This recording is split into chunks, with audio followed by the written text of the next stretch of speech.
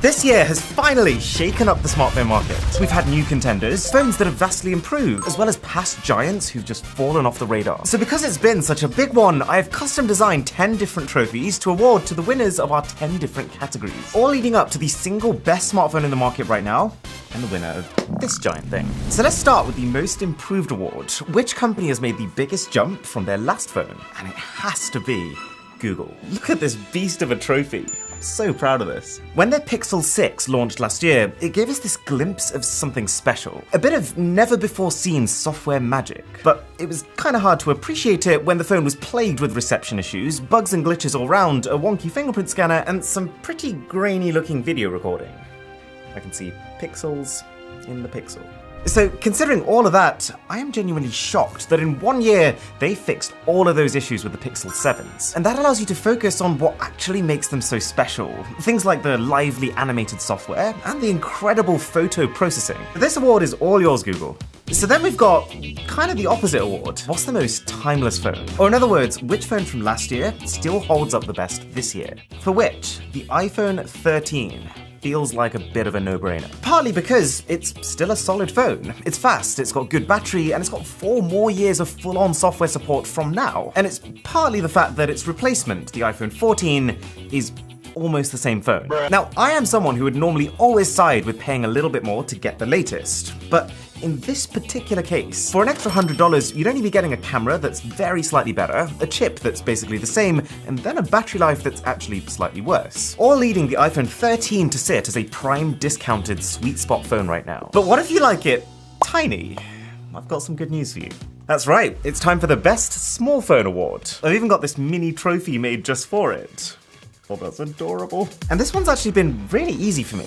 Because yeah, you've got great small phones like the Pixel 7, like the Samsung Galaxy S22. But the Asus Zenfone 9 is not just even smaller than all of them, but it's also doing that while basically being a top-of-the-line flagship. It's got the fastest chip you can get, up to 16 gigs of RAM, a really responsive screen, and even a 6-axis gimbal-stabilized camera, which lets it take some of the smoothest video available on a smartphone. Oh yeah, and on top of everything else, it has a headphone jack.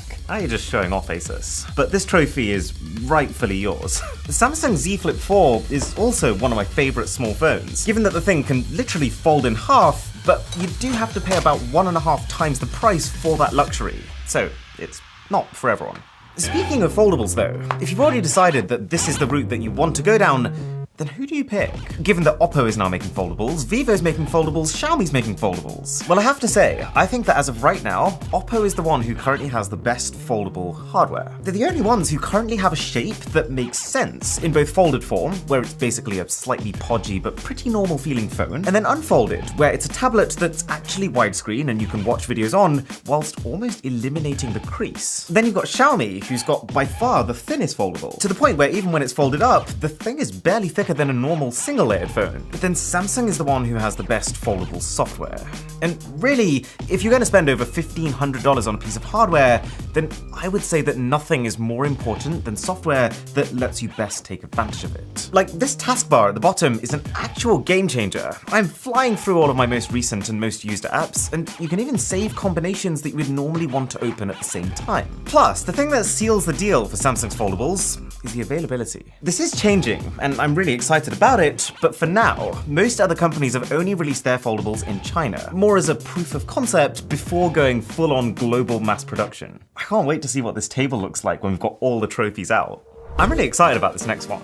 This is the Gaming Award. For the last 6 months, I've been absolutely addicted to this phone game called Bloons Tower Defense. It looks simple, but as you get further into the game, the amount of particles on screen gets completely out of control, to the point where it pushes your phone to its absolute limit. And so I've been keeping an extra eye out for a phone that can actually handle it. And there's only really 3 globally available contenders. There's the iPhone 14 Pro, which is great because Apple's A16 chip is basically the most powerful thing you can get on any smartphone, and that games on Apple tend to be a bit more optimized than games on Android. But it doesn't quite win it for me. The phone gets hot after a period of time, it crashes when you really push it, and it's also just not the most comfortable thing to hold for hours at a time. there's the Red Magic 7S Pro, which is a really tempting package, being one of the only gaming phones with a borderless display, with also really powerful hardware for the $800 you get it for. There's definitely a place for this one, but you also kind of get what you pay for. What you gain in hardware, you lose in software support. You'll only get most likely 1 year of major Android updates. Plus, in order to get this bezel-less design, they've had to use an under-display camera, which is just not quite there yet. You can actually see the pixel arrangement of the screen in front of the camera on the lights behind me. So, the phone that I think really deserves the win here, so heavy, the ROG Phone 6 Pro. It's pretty much halfway in between Red Magic's philosophy of let's just throw some stupidly high-end specs together and see what happens, and the iPhone, which is meticulously planned out and highly optimized. And what that leads you to is really powerful hardware and great cooling that's also had some care put into it on the software front. And that makes it one of the only gaming phones that doesn't feel like gaming is its sole purpose. It's just a general multimedia powerhouse, with also the best speakers and the best battery of any mainstream device. No biggie. And if you're enjoying this video and this lovely little awards ceremony we've put together, then a sub to the channel would be game-changing. What if you don't want to spend $1,000 though? Well, the way that it tends to work in the phone market is that the lower down you go on the budget ladder, the more dominated the market becomes by Xiaomi and Oppo, or more specifically, the spin-off companies that they've created. Because these guys focus on a higher volume of sales as opposed to profit per unit, they're the only companies who even consider it worth it to pack in genuinely strong hardware into these sub-$300 packages.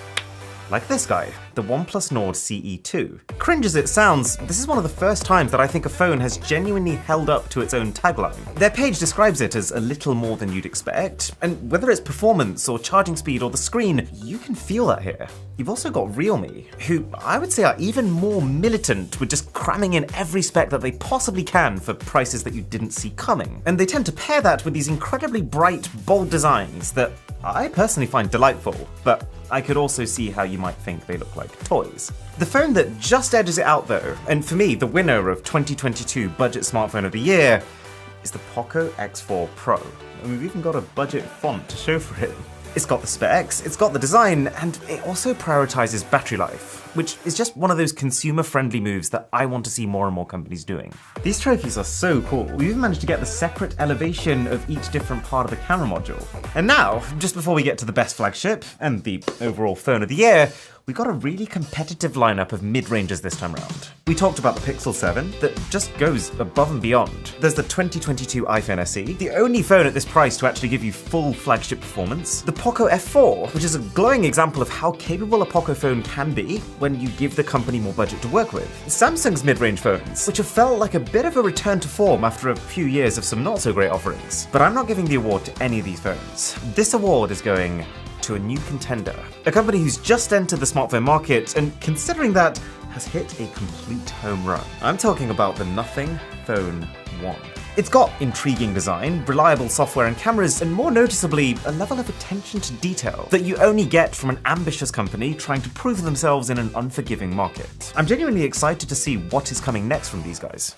Alrighty, it's flagship time. And what I've decided to do is to split this into best iPhone flagship and then best Android flagship. Because let's face it, most people have already decided what platform they're going to go for. So, if you're iPhone, then the best iPhone flagship, this is going to blow your mind, is the latest iPhone. The 14 Pro and the 14 Pro Max. They've got fantastic cameras, blindingly bright displays, and even though I have turned off the new always-on display feature, and even though the battery has taken a slight hit from last year, they are still undeniably the best iPhones ever made. And then while we're at it, if you are in the market for iPhones but don't want to spend that much money, then here is my advice. The iPhone 14 Plus is a good, unique option that gives you remarkable battery life for noticeably less money at $899. The normal-sized iPhone 14 probably isn't worth it for $799 if you're considering that, and I would instead get the incredibly similar iPhone 13 for $699. And if you want to spend less than that, then my recommendation would be, instead of going for the $429 iPhone SE, which has a pretty compromised screen and battery, to just go used or refurbished and get an iPhone 12. There's a lot more options on the Android end, because while not every company wants to make budget phones, everyone does want to make flagships. That's where you actually earn some sizable profit. So you've got every brand competing together: Samsung, Vivo, Sony, Oppo, Xiaomi, OnePlus, and you know what? This isn't a super popular opinion, but I actually rate the OnePlus 10 Pro quite a lot. It's not as groundbreaking as some of their earlier flagships, but the smartphone market is quite an equalizing system, meaning that when a phone is unpopular, you'll find that its price very quickly tumbles to try and correct for that. And that results in situations like this, where you have a near top-spec Android phone, and yet you can find this on the official store for $699 brand new, which is a bargain. Obviously there's Samsung too, which is the default option for a lot of Android users for a reason. And while I would probably skip the standard S22 for its weaker battery life, the S22 Plus is a very reliable all-rounder. And then the S22 Ultra is kind of like the everything phone. Every 2022 smartphone feature, insane camera zoom, built-in stylus, long-lasting battery, it just has all of it. Not to mention Vivo and Xiaomi, who are also both just killing it right now. They have probably the two best phones for photography on the market, but the lack of availability means that there's a decent chance you would have to import. And so, the smartphone that is actually taking home this trophy for the best Android phone of 2022 is the Google Pixel 7 Pro. It is the easiest flagship to recommend for two reasons. One, that it's incredibly simple. Simple to set up with a fast transfer adapter in the box. Simple to use with software that's both intuitive and filled with helpful tutorials. And also simple to take incredible photos with a camera that doesn't overload you with options, but instead just does all the hard work without you even realizing. And then two, it's $899, which is $100 to $200 cheaper than most top-end flagship phones. If you're a company watching this, by the way, then please do ask for these trophies. They are all yours. So who wins this then? Who has really thought about the user? Who has cut the things that perhaps didn't matter as much? Who is going above and beyond in terms of delivering value to the consumer? Well, in my eyes, the answer is, again, the Google Pixel 7 Pro. And you have this trophy to show for it. I've seen a few people say that the $599 base Pixel 7 is better value, but I genuinely think that the Pro has more than enough perks to justify the $300 difference. So let's say that you do end up buying one of these best phones of the year. The Case-Defy Bounce is one of the best cases to protect it with. The company figured out that 70% of phones, when they fall, hit the ground on one of their corners. And it's when all the force is concentrated into a small area like that, that you're most likely to damage it. So they've created specialized air cavities in these bounce corners. They're inspired by Air Max sneaker culture, and they're there to add rigidity and create structural support. And it's kind of insane because this, combined with the EcoShock material, makes this bounce case drop-proof all the way up to 21.3 feet. Or in other words, 6 times military-grade protection. At this point, you'd be having to try to break your phone. They've got over 2,000 designs to pick from, support for straps so you don't drop it in the first place, and the cherry on top is that this entire case is made from recycled older cases. Link below to check it out.